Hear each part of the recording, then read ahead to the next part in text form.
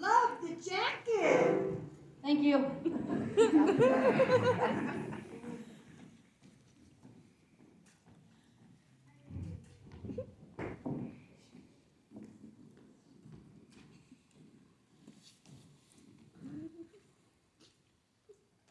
Hello, people are waiting. Let's get on with the funny. I told you not to open this curtain for another 3 minutes.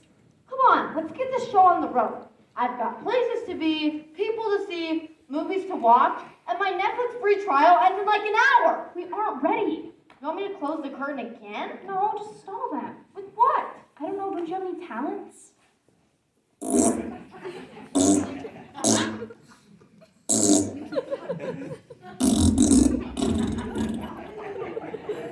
Something a little more dignified? Well, I can play classical piano. Perfect! That's great! Why didn't you mention that earlier? Play something long.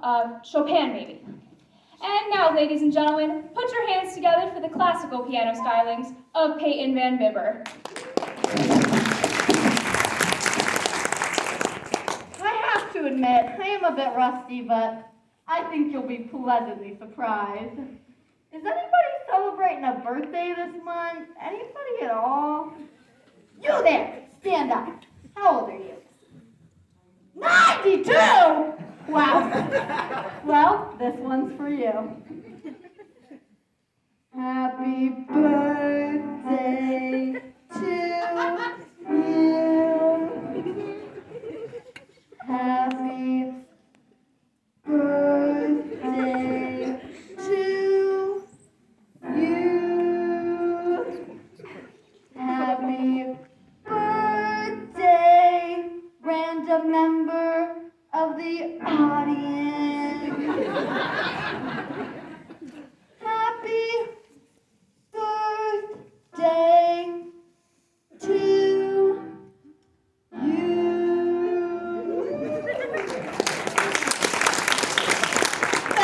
Thank you.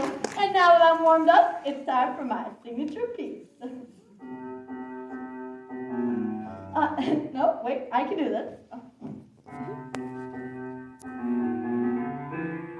Third time's a charm. Okay, and let's hear it for the piano stylings of Peyton. But I'm not kidding. Yes, you are. Okay. I apologize, folks, but we really needed that intermission. Some of those guys were cramped in those dresses pretty tight, and we had quite a job taking them off, so we can continue now. Announcer, take it away. Announcer. Not until I get a raise. This is an amateur show. No one's getting paid. Yeah, but I saw some of the actors were eating cookies in the green room. Yeah, there was a whole play at home back there. Sarah's mom brought them. They had little toffee chunks. And... Did you forget about me? Sitting up here in the light booth? All alone? No. We'll bring you up a nice big plate right away. I actually ate them all, so there aren't anymore. There aren't any more? What was that? Nothing. How would you feel about half of a tuna fish sandwich? Hey, that was mine! With chips and a drink? I'll see what I can whip up. Okay. I'm not giving you my chips, too. Yes, you are! Ouch! Ouch! Fine! She got my stupid chips!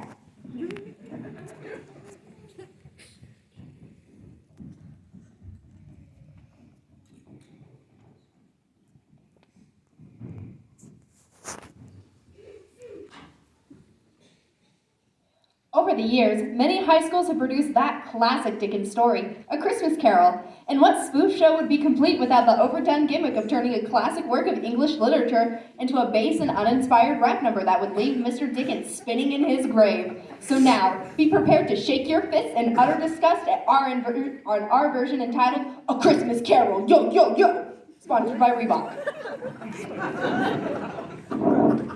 Yo, yo, yo! What's up? I'm Scrooge, and this is my homeboy, the ghost of Christmas past, present, and future. I'm a triple threat. And where's Tiny Tim? I'll be right out. I just got to adjust my wig. His wig? Oh,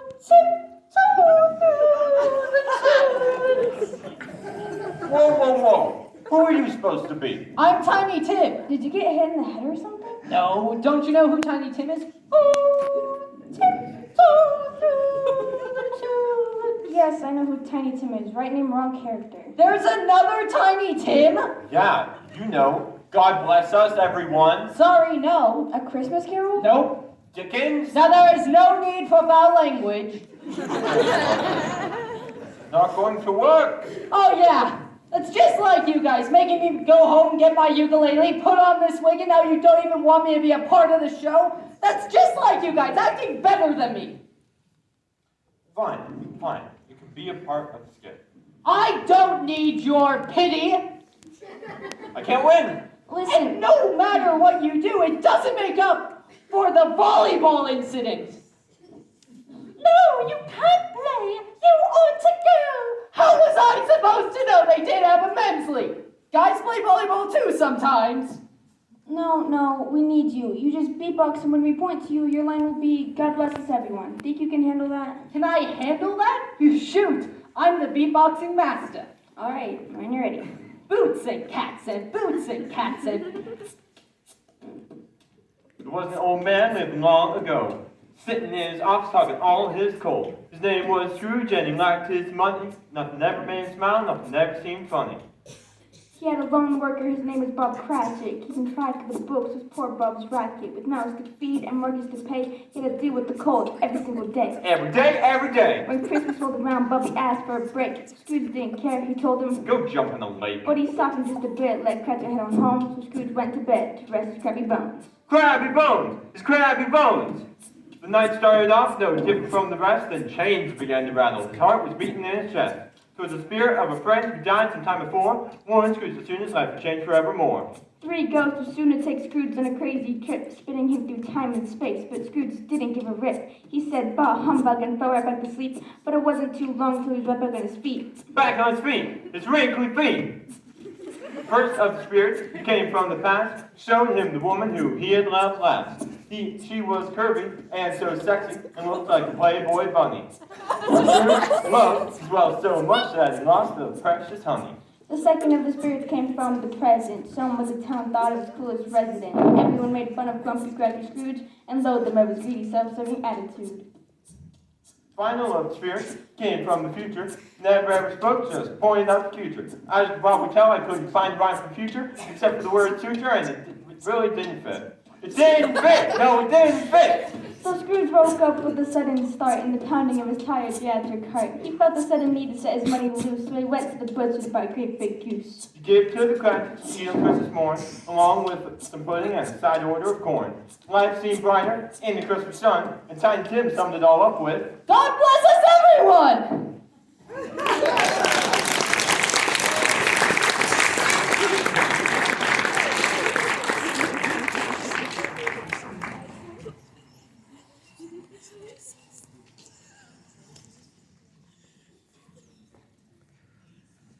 Okay, that went well. Yes, I couldn't agree with you more.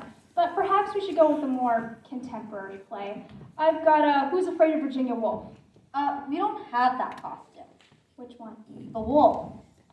Okay. What about Rent? Lint? We could do You're in Town. Sorry, I can't. I went before the show. No, hang on. I can go drink some iced tea if you'd like. No. Maybe we shouldn't do a contemporary play. I mean, we do have a lot of children in the audience. Yeah, because Shakespeare's just all warm and fuzzy. My mom always used to read me Titus Andronicus when she tucked me in at night. Wow, that explains a lot. Hey, what about our town? Oh, yeah. We don't have the script. That's okay. If I remember right, all we need is a ladder and a bit of characterization. Remember we did during intermission? Yeah, but I really don't think the audience wants to see you wax in my pits, so. Not that. We had those girls do a little research and Oh, yeah. open the curtain. During intermission, these ladies did a little research on our town's local history. You know, how the town got its name, who the first settlers were, that sort of thing. So now we'd like to take a little time to get to know our beloved town a little better. In a segment we're calling, We'd like to take a little time to get to know our beloved town a little better. Here we open on Emily and George looking out over the lovely town of Hot Springs. Excuse me? I said, psst. No, I'm actually feeling pretty happy. Why, did someone say I was upset? Not that word. Psst. I'm failing to hear the difference. Maybe if you'd speak up. I was trying to be subtle! I'm not from here. I don't know anything about this town. I grew up in Kentucky. Oh, I'm sorry. I'll talk slower. Okay, you won't be talking at all after I rip out your tongue. Listen, I don't know how the French gets down in Kentucky, but around these parts, we keep our tongues intact. We do get the kiss, don't we? You can marry her for all I care. Just get on with it. Okay, what I mean is I'm not from here and we're doing a scene about this town. How am I supposed to tell the audience about this town when I just moved here a month ago? You mean you're expecting me to run this part of the show? I was just passing through this town on my way up north when my battery died a couple blocks away. You see, I saw the lights on the theater, and the stage manager said she'd lend me her jumper cables if I agreed to do a little acting. And, well, we got to talking during intermission, and I told her all about how I starred in the community theater production, Oklahoma. I played the mute circus clown. There's no mute circus clown in Oklahoma. Yeah, well, about that. A lot of people tried out, and the director felt bad about turning any of us away, so he sort of took some liberties with the script. Now would be a lovely time to start. Okay, what do you want me to do? What do you think? I want you to act. Okay, to be in Hot Springs or not to be in Hot Springs? That is the question. Whether 'tis nobler to live here or possibly just to rent until the market improves. Where the corn is as high as an elephant's eye, and it looks like it's climbing clear up to the sky. Sometimes you wanna go where everybody knows your name, and they're always glad you came to Hot Springs. Where the hills are alive with the sounds of traffic, with horns they have blared for thousands of years. And down at the hair salon, you'll find that funny girl. And if you're hungry, visit the local Italian restaurants, Mamma Mia's. If you're down on your luck, the townspeople are more than willing to lend you sweet charity. And as the sun sets and the moon rises over Hot Springs, you can hear a little night music. There are lovers at their windows, whispering sweet words like, I'm in Monticello right now, and I'm not gonna take this anymore. And I love you. You're perfect. Now change. And all that jazz. Hot Springs, where all the town's a stage and the men and women merely players. It's a town where there are no small jobs, only small employees. But don't go into the woods, because you may find yourself lost in Yonkers. That was a bit of a stretch. Just go with it, our time's almost up. So in conclusion, sometimes things get us down, but we know the sun will come out tomorrow. And if it doesn't, we'll be singing in the rain. Because there's no place like home. There's no place like home. There's no place like home.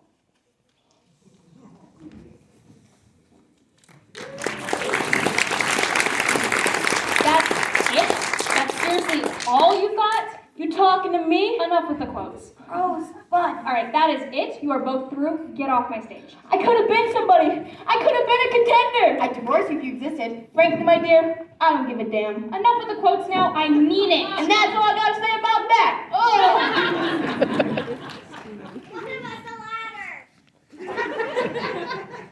This has been a very special edition of We'd Like to Take a Little Time to Get to Know Our Beloved Town a Little Better.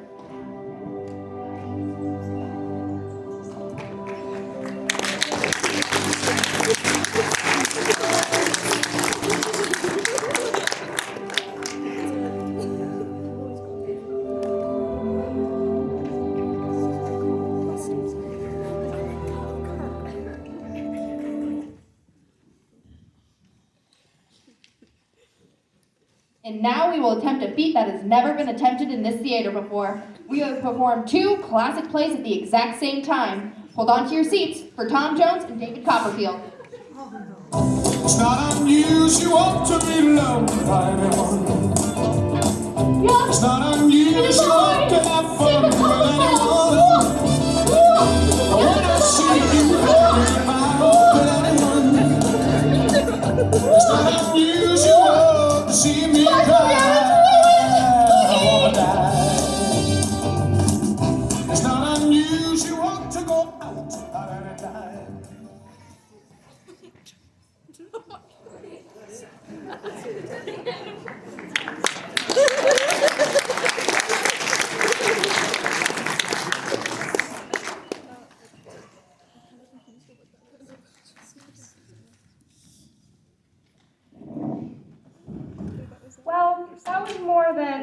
little inaccurate. I know, that guy looked nothing like the real Tom Jones. Exactly. And I should know, I saw him once in Vegas. And now, ladies and gentlemen, allow us to transport you back to the 17th century when Shakespeare was hip and fluffy girly shirts were cool.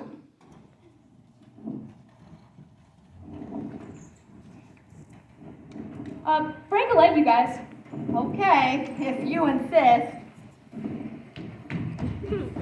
Ah! It's a figure of speech! Why didn't you say so? I am the fair Juliet. I will also be playing the prince and the nurse. And I am Charming Romeo. I will also be playing Tybalt, Mercutio, Paris, and Friar Lawrence. And I'm the narrator. I'll be filling in all of the holes along with my trusty sidekicks, our talented puppeteers. Two households, both alike in dignity. In fair Verona we lay our scene. From ancient grudge break to new mutiny, where civil blood makes civil hands unclean. From forth fatal lions of these two foes. It's fatal loins. From forth fatal loins of these two foes, a pair of cross-eyed lovers take their life. Star-crossed, not cross-eyed. Listen, do you want to read the prologue? Nah, I'm fine with my part. Well then, can it? From forth fatal loins of these two foes, a pair of star-crossed lovers take their life, whose misadventurous piteous overthrows doth with their death bury their parents' strife, and the fearful passage of their death marked love, and the continuance of their parents' rage, which but their children's end could not remove, is now the 10-minute traffic of our screen, the which, if you with patient ears attend, what here shall miss, our puppets shall strive to mend. I can't read that. My mother's in the audience. Oh, sorry.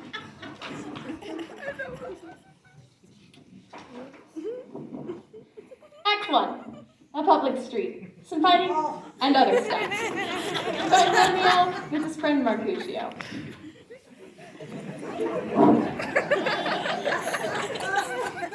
Hi, Mercutio. What's up? I'm in love with a girl named Rosaline. Does she dig you back? Nay, she does not even notice me. But you love her, don't you? Like a fat kid loves cake. True that. Listen, don't waste no time on her. I'll show you hotties that'll make Rosaline look like a Sasquatch. No one can take the place of Rosaline. But if you insist.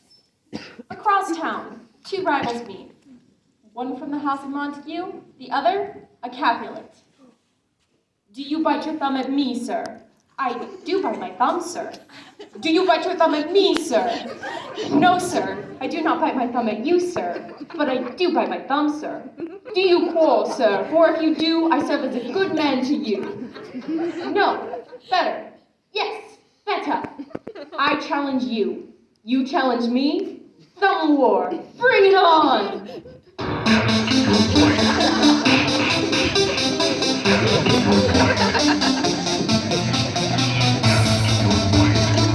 But soon, Prince arrives to restore order. I am the prince, and I demand peace at once. Now, if I catch another Montague or Capulet fighting one more time, I'll just scream, and I'll have them killed. So, knock it off. Now, if you'll excuse me, I have a hair appointment. At the Capulet house, Juliet is preparing for the evening's festivities. Oh, how I wish I had a beautiful man to share my life with. After all, I am 13, and all of my friends have been happily married for years. I feel like such an old hag. Little did Juliet know that her parents had arranged for her to marry a snobby, rich, cheese-sniffing, wine-swirling creep named Paris. Oh, I am the man of your dreams! Together, we will make beautiful music together. We will rule the world! Well, not really. I'm not one for confrontation, but I do love a smelly, stinky wedge of cheese. Now kiss me. No. My parents could not have meant for me to marry that. Okay. If you do not marry me, I will send you to the guillotine. Wait. It has not yet been invented, but when it is, off with your head. Now give me some sugar. To sweeten your lips now would but taint future treats I have to offer. For now I must bid you adieu. Au revoir, mon chéri. Au revoir. That night, the Capulets threw a rocking party, and Romeo sneaks in with Montague. Everybody was kung fu fighting. Those kids were fast as lightning. In fact, it was a little bit frightening. Who is that ravishing creature? The creepy-looking French dude? No, the beautiful older woman next to him. Oh, that is the fair Juliet. I have never seen beauty such as this. Give me my sin. But we've only just met. One kiss, my sweet. You kissed by the book. Which book? I don't know. I've never read one. See ya. Could she be any more perfect? Yo, she's a Capulet. You better watch her back. A Capulet, my only love sprung from my only hate. Yep, looks that way. Now, if you don't mind, I'm hosting the post-party pack at my cottage. Peace. While Romeo had all but forgotten about his former heartache Rosaline, he had a new predicament. The woman he loves is the daughter of his worst enemy. But before he had time to think about it too deeply, Juliet's evil cousin, Tybalt, finds out that Romeo is a Montague. Wait a minute. What is that? Tybalt. That's not Tybalt, that's Tigger. How is Romeo supposed to be intimidated by a springy-tailed cartoon character? Look, you didn't give us much time, and we didn't remember the play that well. You said Tybalt, we heard Tigger.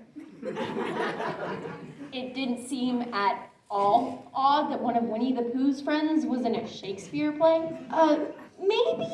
We didn't really think about that. We were under a lot of pressure. Look, we'll just make it work. Just make him look as angry as you can. Is that better? No, not really. No, he just looks constipated. Okay, it'll have to do. Let's just keep going. You there! How dare you show your face at my party? Get out! Okay. But on his way home, Romeo feels himself drawn to fair Juliet's balcony. Romeo, oh Romeo, wherefore art thou, Romeo? I'm right here. Climb these cold walls and come closer to me. Well, you see, that might be a little difficult. I don't have hands, or arms, for that matter, or feet.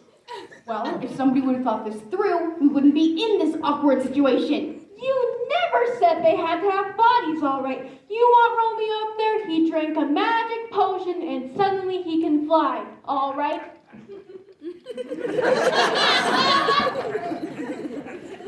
Do you swear your love to me? What shall I swear upon? The moon? No, not the moon, not the inconstant moon.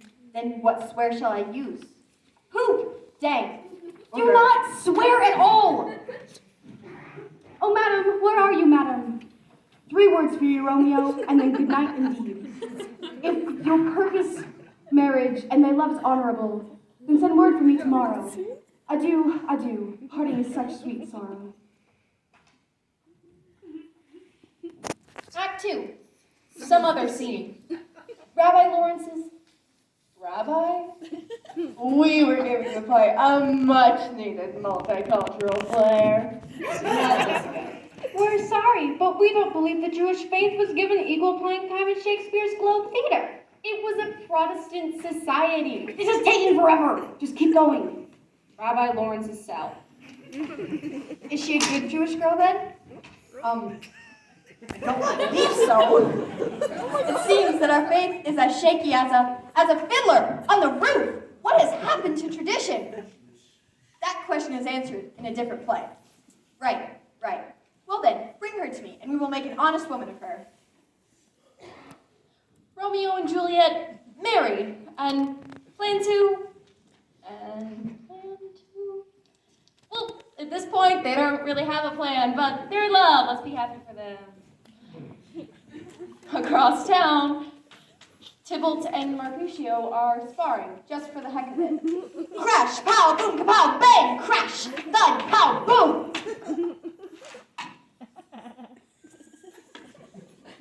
Dude, dude, you okay?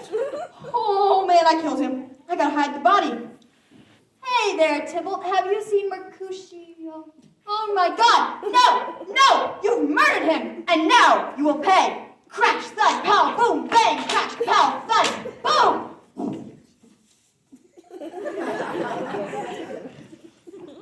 Well, my best friend is dead, and I just murdered my new wife's cousin. Now is a great time to go enjoy my honeymoon.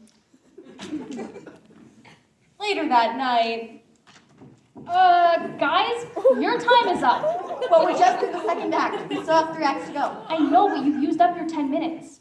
Oh, come on! Do you have any idea how long it took us to cut out these teeny tiny puppets? Oh, it's us now, is it? I don't remember us doing any